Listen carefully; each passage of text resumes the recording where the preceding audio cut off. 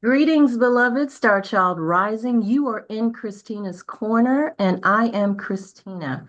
Welcome back to the podcast where I've said that I have the opportunity and the honor of highlighting and celebrating individuals who are out here leveraging their talents and their gifts to make a positive impact on the world.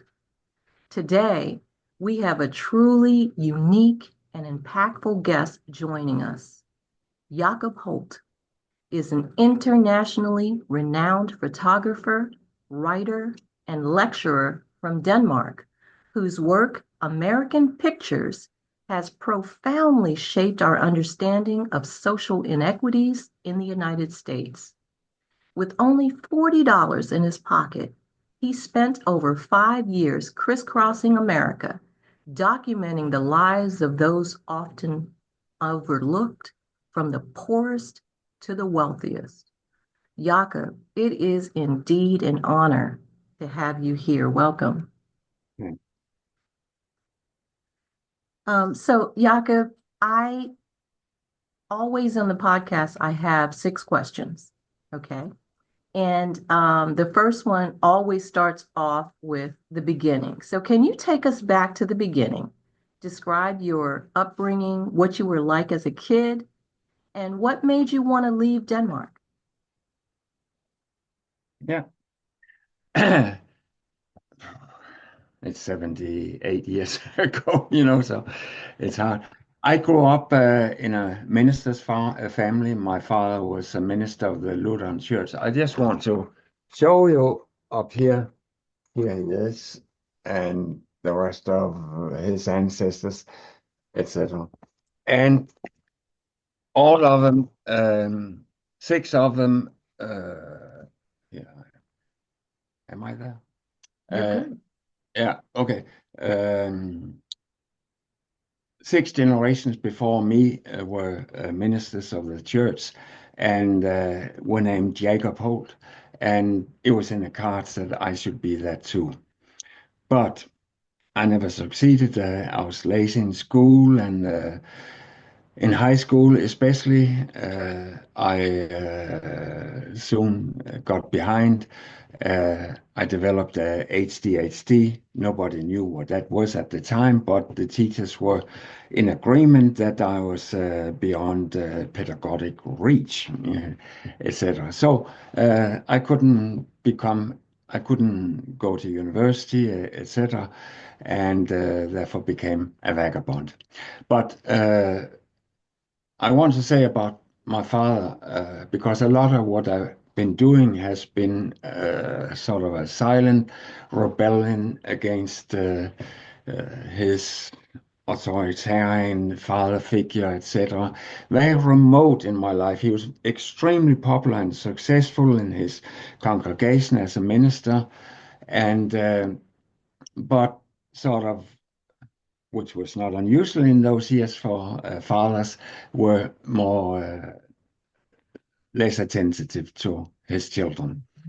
And so I've often been analyzed by psychologists, etc., that a lot of what I've been doing since has been a craving for the attention from my father, which I didn't get in my childhood. Uh, and in so many ways, let me just say, I finally, when I left home and went to Copenhagen, I grew up in a very rural area of Denmark. And there was another problem because the minister was looked up to and the minister's sons were adored. And I somehow feel that there was not a healthy thing in my upbringing to get all this adoration, which I didn't deserve, simply because he had this high status. And but anyway, later when I got kicked out of high school, I went to Copenhagen, and then I got involved in anti-war politics, the Vietnam War, at a time when America was killing 3 to 4 million people in Vietnam, and and that made my generation extremely anti-American. Mhm. Not that we didn't, not anti-American people, but anti-American government who uh, did all these atrocities and so on. So I started seeing America as a terrible monster and so on. And the final thing about my father was that in a rebellion against him, on Easter Sunday, painted his whole church over with slogans.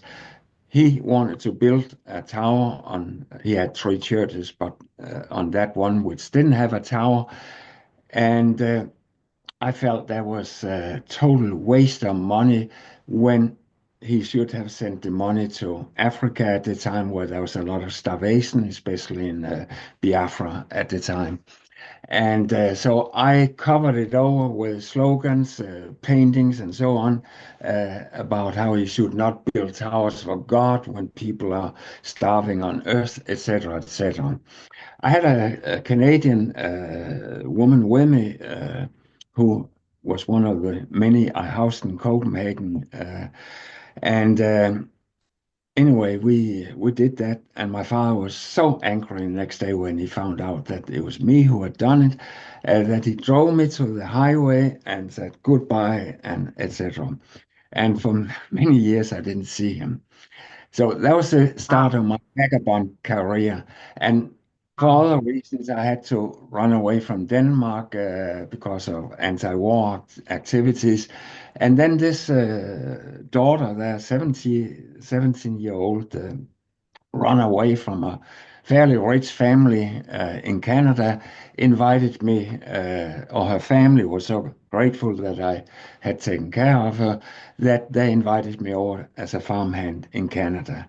And that was one of the happiest years in my life as a farmhand in Canada for a year.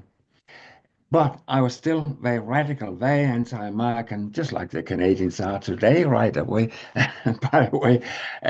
And afterwards, want to hitchhike down to Latin America, especially to Guatemala, to become a guerrilla to fight against this American monster.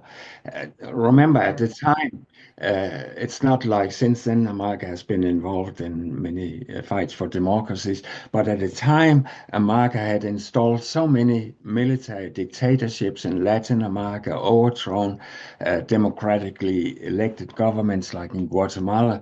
So I wanted to go down and fight the monster from within. Anyway, Okay. I came So from that, Canada. That's the okay. start. Yeah. Okay. So that, Jakob, thank you so much. How fascinating your, and a lot of what you talked about, I've done a lot of reading on you, but I didn't know to that extent of all that that kind of triggered your move over here to the United States. But that, what you just said, leads me to the second question. So the second question is, so you arrived in America with just $40 and you had intended to travel to South America, which you just said, but you ended up spending over 5 years documenting the stark realities of American life.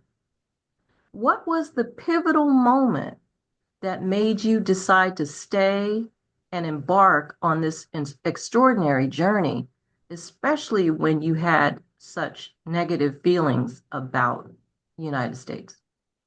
Yeah, that was I came hitchhiking from Canada and I was scared of going through the south. So I went all the way from Toronto out to Vancouver and then to take the safe route down through California. And then I landed in San Francisco, and already on one of the first days, I was robbed by a gang of three black robbers with sunglasses and so on. I'd just been in a blood bank to sell my blood, and they took all my money, $5 and so on. And it was such a shock for me to see the anger, the hostility behind the sunglasses they had, and even more. I was staying with some black friends of Angela Davis up in the Fillmore district, and but anyway, they did it in broad daylight. robbed me in front of 20 people standing in front of the bus line who did nothing. I had never, first of all, in my life in Denmark, seen a gun. Uh, and uh, and and to see that passivity as if it was just daily day and so on. So I got curious to see where is all this anger and all this pain coming from, which I perceived behind the barrel of a gun there. And then I want to say again and again, it happened the first couple of years that I was attacked by street people like this. Um, so anyway, I was from the beginning thrown. There's a longer thing to it, but we can't get into all the details here.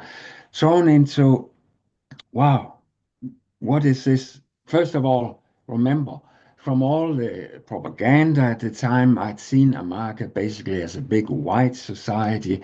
And here I was standing in the middle of all blacks and so on in the Fillmore ghetto of San Francisco. And it was a shock for me at the time. And I just immediately felt I have to connect with this country. I had somehow learned to hate or be angry against at least. And that was basically the beginning of my journey. So I felt I wanted to see this country and see what's going on here. And but the young black street criminals kept attacking me. And little by little, I realized it was because I was listening too much to all the white warnings I got. I mostly stayed in white homes in the beginning, and constantly they warn you, don't go 2 blocks this way, don't go 3 blocks this way. They didn't necessarily say black, but the message was clear, stay away from those blacks and so on. And so they instilled fear in me. And with the fear I had, I ended up realizing, I realized later, that I was constantly sending a wrong message out to these, as I later called them, children of pain or children of anger. I was basically saying to them, you're bad, I've reason to fear you, etc. And this is a terrible message to send people who all their lives have learned that whites are basically, that's the only message they got from whites at the time. So uh, therefore, that I constantly invited their anger and made them attack me. And it took me long to overcome that fear. And the only way I did it was that when I started hitchhiking around the country, just to get away from all these inner city criminals. Uh, I hitchhiked around to a lot of the big universities, and those are safe areas. There's a lot of protection. There's a police, and because that's where the rich peoples are going. But there, I sometimes got to stay with the black students, and and there I learned a totally different thing that they often told me about what they had been through. They saw their children, their brothers and sisters go down in crime and drugs and etc. But somehow they they told me a teacher or high school teacher who had taken hand about this anger in them and thereby helped them to work on the anger. And it's important to understand this because angry people cannot easily learn something. Uh, they're not doing well in school. But for that reason, that they got a saving angel to work on the anger I saw so everywhere at the time, they ended up in university. And by staying with more and more of those well-educated people in university who behaved nice and so on, wow, I couldn't any longer see them as monsters I should fear. No, I started seeing them as people I could trust, and gradually I built up more and more trust to blacks in general. And I didn't know how it changed in me at the time. But I learned that after about 2 years, when I walked out in the streets and now met all those I had feared earlier, the gangsters, the criminals, and so on. Now my inner body language or thinking, because it's very much your thinking, was not guided by fear anymore. It was guided by trust. So now I could say, you're all right, you're fine, you're totally fine, and so on. And from that moment on, when I could start sending that message of trust out to the street people, um, it was like for them, it was a message of love. I'm not saying I'm a very loving person, but for them who had always seen whites flee at a long distance and so on, uh, for them it was a message of love. And from that minute, I learned to give, because people in pain are always craving for love.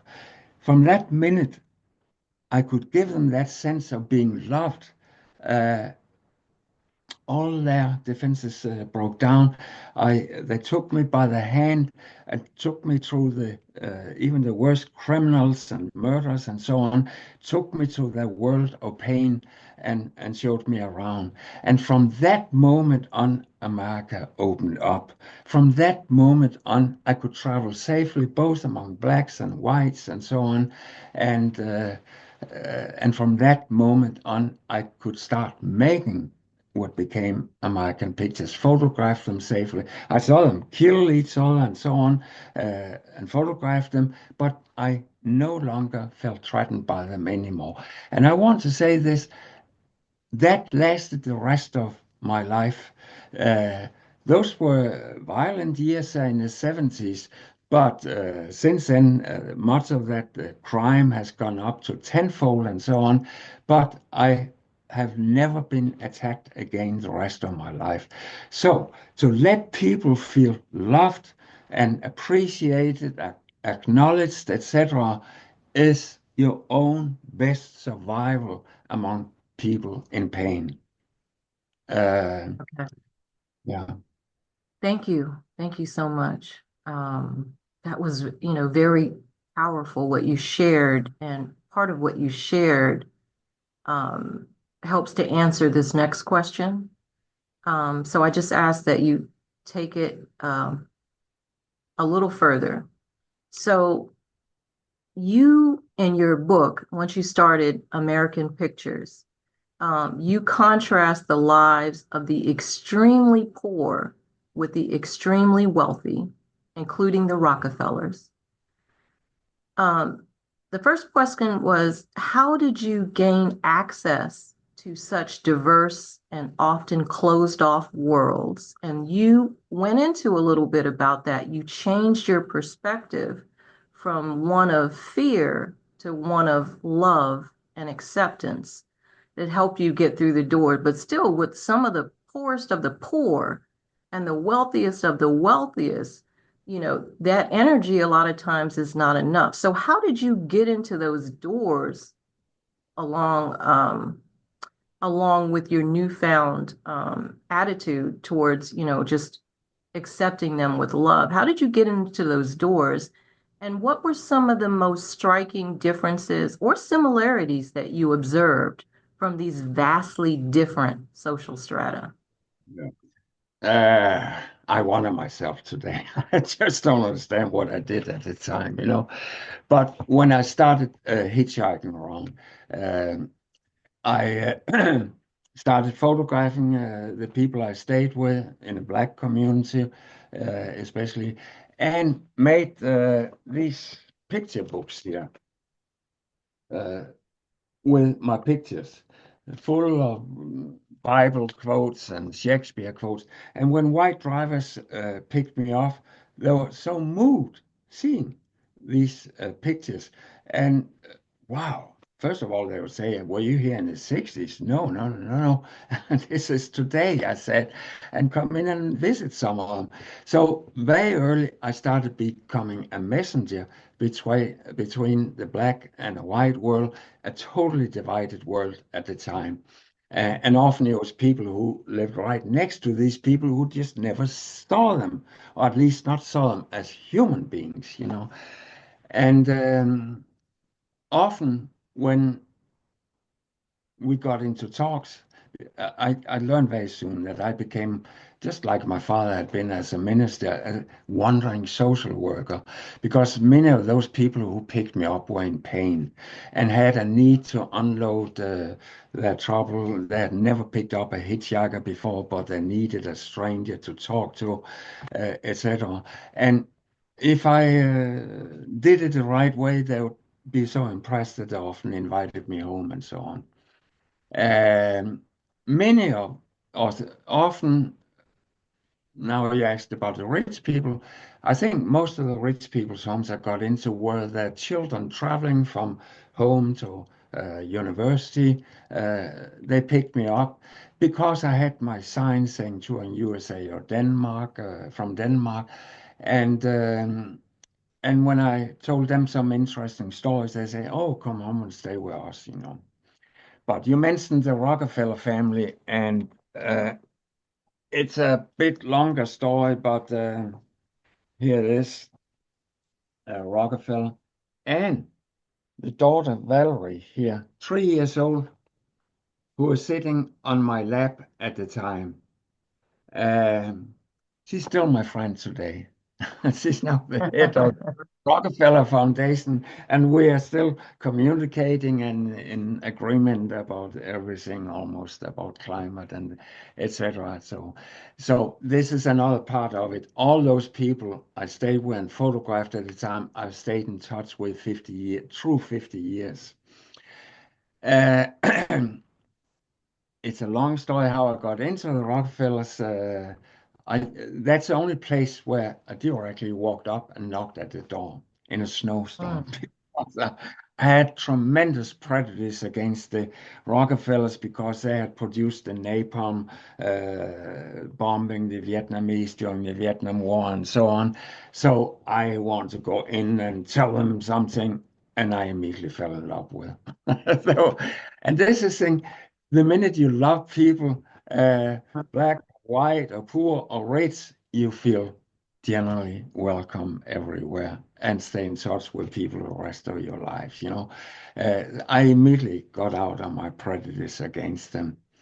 So it's a long story, but read it in my new book because I have now an upcoming book where I follow the same people for 50 years, year by year by year, often until their death.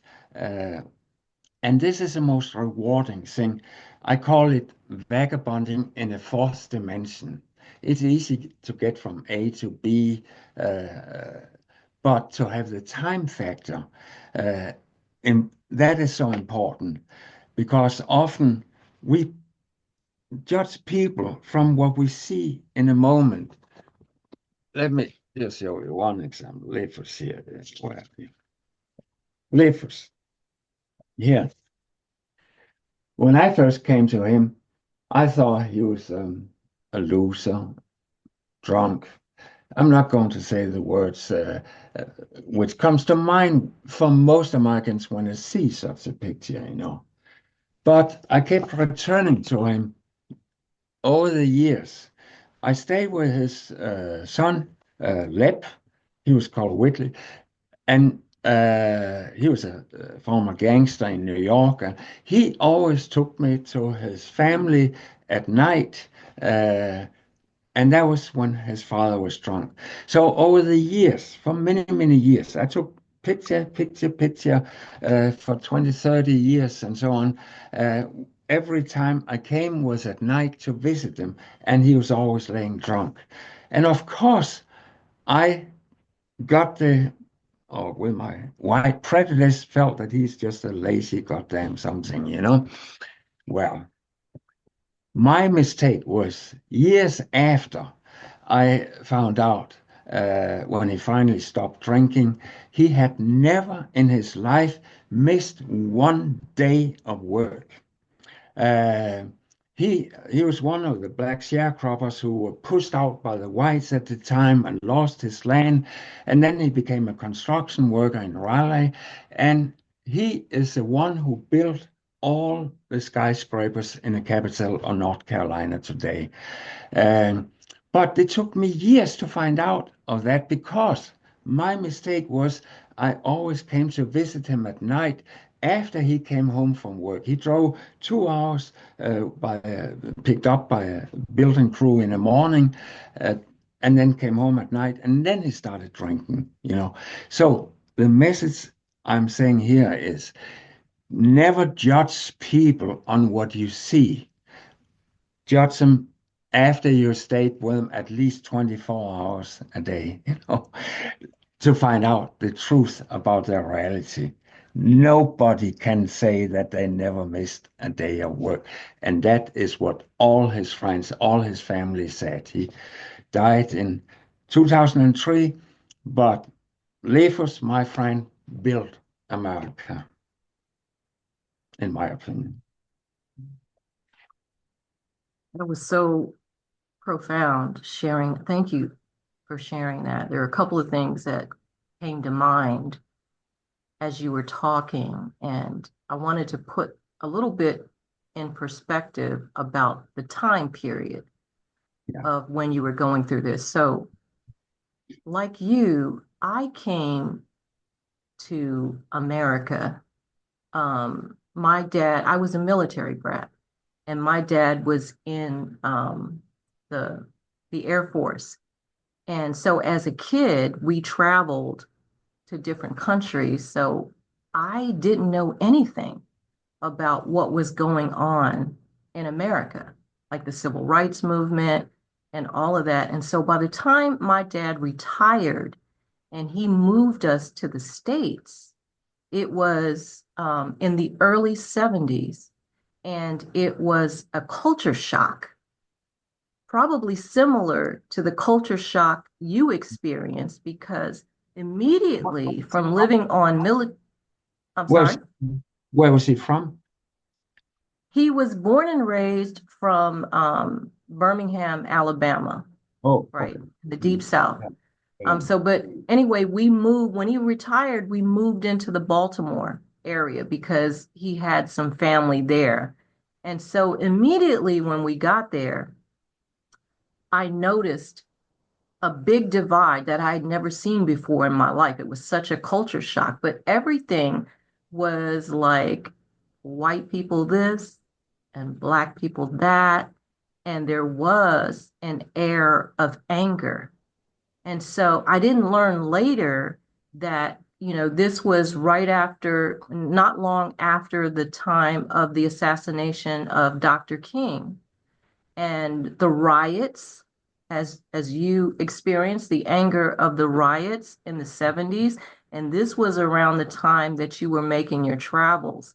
And so experiencing that pain, if you're not walking in those shoes, you really don't understand um, the where it all comes from, depending on how you were raised, and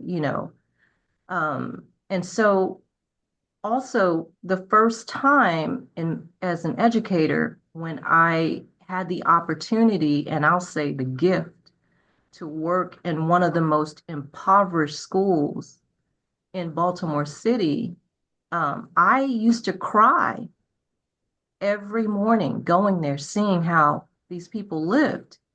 No windows, no doors, people just going there to get something to eat, living on the floors. It used to make me cry.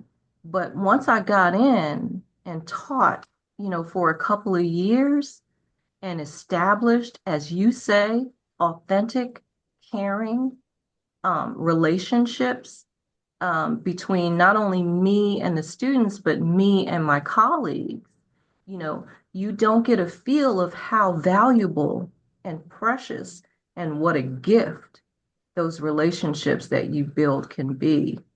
So thank you for sharing that. That means a lot.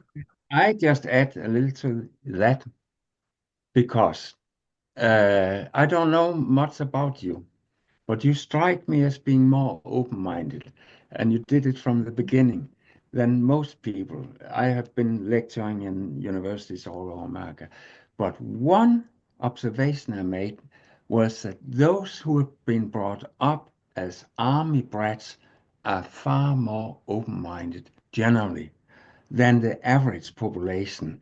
They have been on military bases where they work black and white and so on, were integrated and so on, used to being with people, unlike many local communities in America. So I was always amazed when people stood up during my lectures and said, I'm an army brat and I am fully in agreement with everything you say, etc.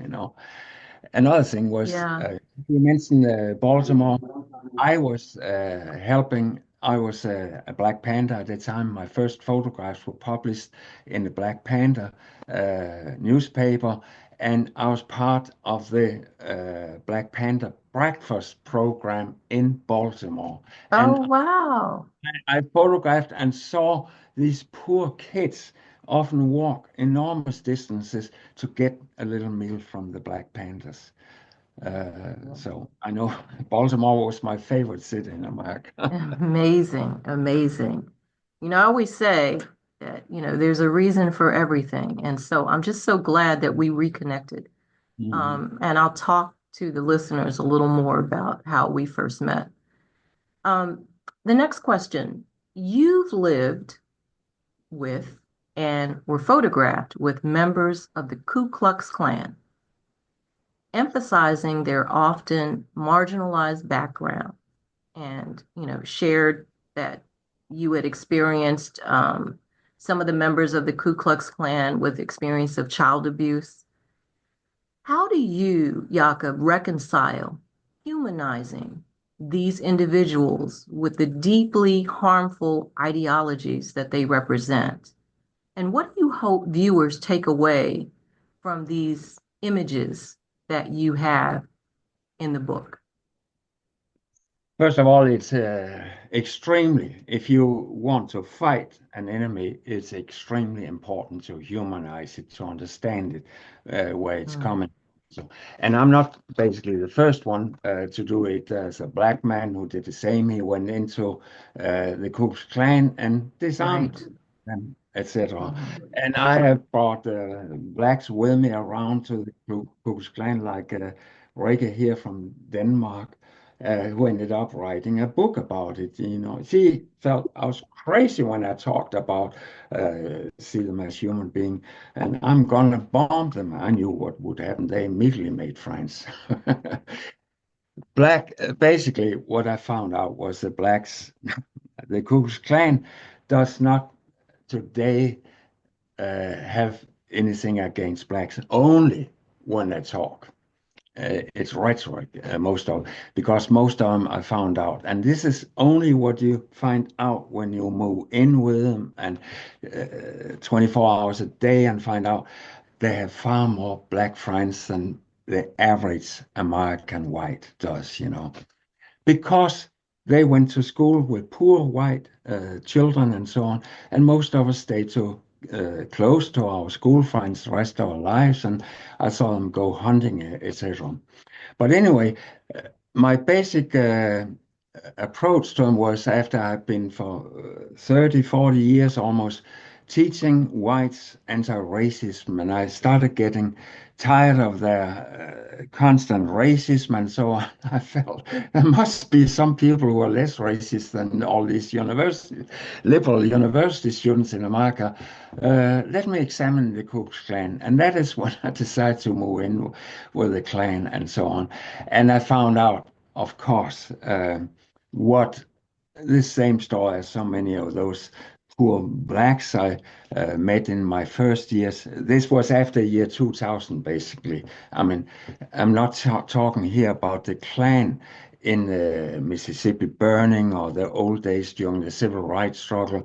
My Mm-hmm. ex-wife, who was black, grew up with some of the people who were later sentenced in the Mississippi burning trials and all that. And basically, she described them the same way, poor whites, etc. But I soon found out, listening to them, the tremendous pain they were in, mistreatment, usually from drunk stepfathers who had beaten them endlessly in childhood, and incest, etc., etc., etc., etc. And for me, I have always felt deeply for victims. Now you're an astrologist, and one thing I found out early was not only that I am a Plutonian. You probably know her. This is Donna Conaway. She was a social worker who, at the same time, was an astrologist. And she found out that a lot of these losers or victims of oppression and so on had strong signs of Pluto in their horoscope. And I was early diagnosed as a Plutonian. I had it myself. I was myself a victim of this or that, HTT, whatever. But uh, but some people, I learned from this book also, some plutonians are not only victims, some can turn it around and make it into a creative force. For me, it became I mean, I became attracted to plutonians. I became attracted to victims of violence, victims of incest, victims of abuse and racism, etc. So I made it somehow uh, into a positive force in my life. And but I could immediately felt when I got to the Ku Klux Klan, they had the same need for love, craving for love, as I had found among these poor street blacks in my early years in America. So of course, I treated them the same way and with the same result. I ended up getting two of the biggest clan leaders in America out of the Ku Klux Klan. My aim was actually not to be an activist here. I wanted to study them, but I ended up becoming somehow an activist. And Mm-hmm. in the process of them, I took the biggest clan leader at the time, Jeff Barry, around to visit all my black friends in the South. And after that tour, he had been in a clan his whole life. He went home and dissolved the Ku Klux Klan. I mean, as an anti-racist, what more can you wish for? But it was actually not what I had attempted, but it was a result of him feeling for the first time acknowledged, loved, or not blamed. I never said anything bad about him because I felt when I'm with him, I don't. And this is the fun thing. This is the same as this black guy here said when he also got clan leaders to leave the Ku Klux Klan. When I'm with them, I don't blame them in any way because this is far deeper. Their pain goes far deeper. No, you have to help them get in touch with their pain and get them out of it and get moving on and so on. So the other one, kindly I got out, Griffin down in Greensboro. He was the one who did the Greensboro massacre, and where he killed the girlfriend, black girlfriend of my co-worker through many years, Tony Harris, and so on, and five others, and etc. So when I met him at the first time, I of course had some prejudice against him, but I trained myself. You must not think negative. You must not think negative. Think positive. Think loving. And in just one day, I got him to change. He had been in a clan since he was 16. Poor white guy, Wow. etc. And now he was, and he asked me. He ended up please, Jacob, won't you come to my birthday, 60-year birthday next year? Uh, yeah. He felt for the first time, he had been standing in front of counter demonstrators all his life, including those he killed in Greensboro.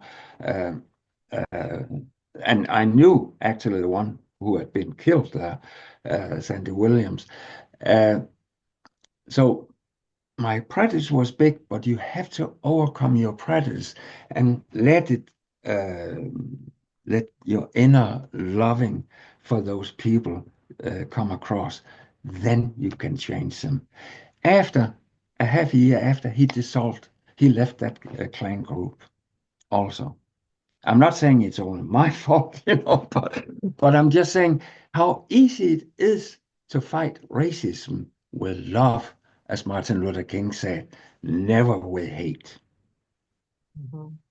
Yeah, that's so profound. And it really speaks to the power of one individual with, engaging and compassionately engaging and empathizing with another individual. So many times we underestimate the impact of our communications with others, our interactions with others. And, the fact that you were able to um, infiltrate, for lack of a better word, that environment and help to change people's thinking, to broaden their mind, to help two people leave the Ku Klux Klan is amazing and just speaks to the power of that we all have as individuals, and to really be cognizant of the impact that we have with our words and our interactions. So thank you for that. Um, the next question is twofold. Um, After returning to Denmark, you've used the profits that you made from American Pictures to support humanitarian efforts in Africa. So the first part of this question is, how did your experiences in America influence your decision to focus on international aid? What lessons did you learn from these projects? And number two, I understand that at one point you were approached by the KGB, who wanted to use your book to as propaganda to make President Carter and the United States look bad, and you eventually took your book off the market to avoid that happening. So, can you share a little bit about number one, why did you choose to use the profits to help Africa international Yeah. efforts? And then Well, what was going on with the KGB? let me start with the Africa thing first. I got back to Denmark and made my slideshow 2 screens, and it became an enormous success. And it was people were standing in line night after night, 3,000 sometimes in line, and I couldn't handle it myself, so I started inviting my best black friends from America over to help run this slideshow, and gave them each one a car and a set of the slideshow. I had narrated on tape so they could just take it around to 14 countries in Europe and draw around for a number of years here. And it became a huge success. It was at a time where people didn't even think, basically, yeah, they had heard about Martin Luther King, but they still saw America as a big white country and so on. But it was such a success, also the book, and therefore we talked about where should we spend the money and etc. And I at first thought of sending it to many of the poor blacks I had met or photographed in the slideshow in America. But my black American friend said, no, don't send it to them. They don't need money, they need love. And if you send it to one poor family in one town instead of all the others, and I could, of course, not support all of us, the poverty in America. No, we quickly decided to send it to the struggle against apartheid in South Mm, Africa. mm-hmm. And that is, but we had to be diplomatic at the time, and we called it just humanitarian aid to Africa. But it was to help the frontline states bordering up to South Africa. Long story, but to fight apartheid in a long, long struggle. We never thought that the struggle would succeed one day. But I want to finish this off with we supported, of course, ANC, etc. And since then, when I started my dialogue house, now called Ubuntu, after Nelson Mandela's old slogan, Ubuntu, we are only what we are together. Um, his daughter, Cincy Mandela, has been the patron of my Ubuntu house here in Denmark since then. Unfortunately, she just died. So years after liberation of South Africa, the reward came back and we got that joy out of it. But that was why the money went there, where it really could help affect some change. In America, it was so rich, America, and as my black friend said, no, they need love, not your money. And that love, as I said, I've tried to give them by my continuing friendship with, Mm-hmm. relationship with, also getting them involved in my show in America, etc., lectures and workshops, etc. The other thing about the KGB, the Soviet Union at the time, Communist Russia, immediately saw the success I had influencing young people's minds all over Europe. And one of them invited me out for dinner one day, and I never knew it was a KGB for years and years. I didn't know. I thought he was just a diplomat from the embassy, no difference. It would have been more interesting if he had called himself a KGB. But anyway,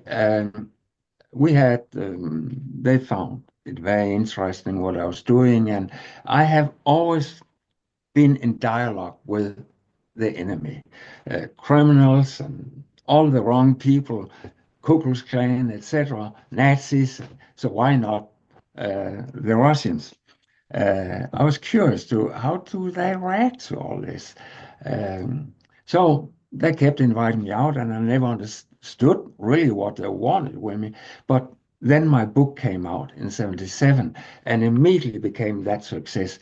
And just a week after, uh, the diplomat I was talking to said, that is so effective. You make better propaganda than we can indicate, in Russia, etc. He didn't use those words, but you can influence people. And so they want to use my book all over Europe to impact the irritating new president in America, President Carter, who was the first president in my lifetime who emphasized human rights. All Mm-hmm. of us installed dictatorships all over the place. And I was an enormous admirer of President Carter. So when I found out that they were trying to destroy his policies of human rights by showing that human rights are just as bad in America with my book, no, that's not human rights, just racism, etc. It's a different thing. Uh, that well, it might be the same in some way, but I immediately stopped the book. It had already been sold to Germany and a couple of other countries, but I stopped it from the rest of the world from being published. I did not want the first decent president in America to hurt his his abilities for further human rights and so on. So there I was pro-American. I told the story to Carter's daughter years ago when I had her as a student in Brown University, Amy Carter, and then she said, "Come home to dinner with my father next Saturday." Oh, So wonderful. yeah. Wow. Wow. Your life is whoo, it's amazing. Amazing.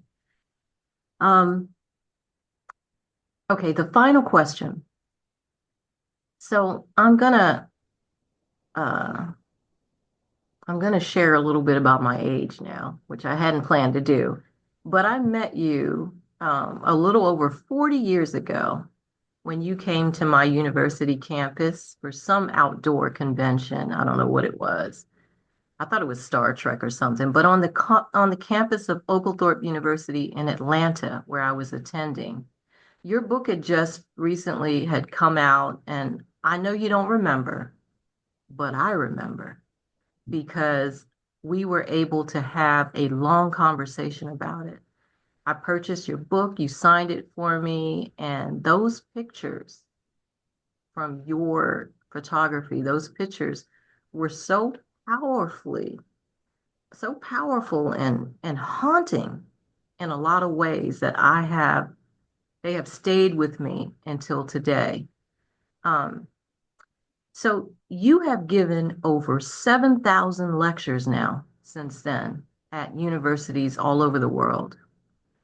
And so I'm curious now that since in recent years, there's been a strong attack on equity work, including teaching about systemic racism and Black history. From your lens, I'm curious about your thoughts about this push to silence our history. What does that mean to you? Yeah, first of all, I met you because of Martin Luther King, because I was coming from University of Kentucky down to Atlanta to do a lecture in the King Center, Martin Luther King Center for Social Change. That same week, I met you, and I don't know who from there brought me up to Oglethorpe at a university where you were. Uh, that doesn't matter. But and that became the beginning of a long working relationship with the King family, Yolanda King, and I had a presentation for President Clinton years later in the JF Kennedy Performance Center in Washington. And there we're right back where your question is. Now that center has also been taken over by Trump and all these hostile forces there. I must, first of all, I'm blame free. I left America before Trump got elected. Actually, I left, stopped lecturing in '08 when Obama won the election, and I felt now it's going the right way. They don't need me anymore. So how naive I was, every that's where Yeah. all trouble started. America divided like this, and I am just as confused as you are. I'm kept up at night, every night now, to see the attacks on diversity, and it's unbelievable the anger that comes out from the right. I think the racism was always there, but I also want to say people if I love Republicans. They're often in the South. I love them. They're warm and open and often much more warm than all my Democratic leftist friends in the North and so on. And some of them would often they would have a black friend here and there and etc. That don't see themselves as racist. And for that reason, very early. I came there 4 years after Martin Luther King's death and right after the civil rights movement. And when I go all the books and everything I wrote at the time, I never used the word racism because for me, racism was something that happened in the King years in the 60s and Mississippi burning and all that was for me racism. in my writings, I call it caste system, caste system. Mm. And, or at the time in the books I made, And this, I think, I I felt, wow, it's not that people can always say my best friend is black and this and that and so on. No, it's much deeper. It is what this fantastic book says, Mm. caste. Mhm. I mean, this one of I'm totally in line with what she is saying, Isabel Wilkerson, about. I mean, we have a way of looking down on other groups in society. Uh, we will never accept the word racist and so on, but still we look down and on some others. Even though a black person has been highly educated, much more educated than oneself, somehow casteism allows us to look down on them. Uh, and I think this is a key word for understanding, as she so clearly indicates, what is going on in America. That caste system came true. Yes, a lot of those who voted for Trump, they first voted for Obama. Um, so, and now Trump has, of course, taken it. Exploited that deeper racism, which is, of course, is, or casteism in us all. And I say us all because I don't think I catch myself constantly also finding somebody lower than myself. I'm not going to name names here, but, or groups. We in Denmark have the problem right now with the Greenlanders. Yeah, so I think all societies do that. And in the Black society, of course, for years, I've seen the same. When I showed my pictures to of poor Blacks, which I saw as the ultimate victims of racism, those who show the result of racism.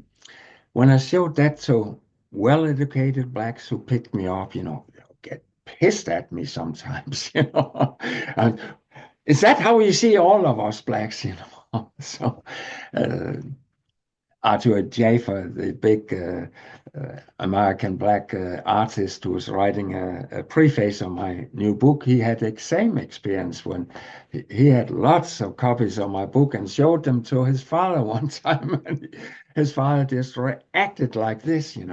So the division we always have, there's somebody we look down on.